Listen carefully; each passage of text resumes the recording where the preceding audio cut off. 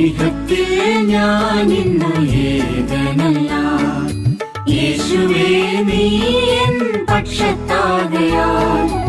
ഇഹത്തിൽ ഞാൻ ഇന്നു ഏകനല്ല, യേശുവേ നീ എൻ പക്ഷത്താകയാൽ.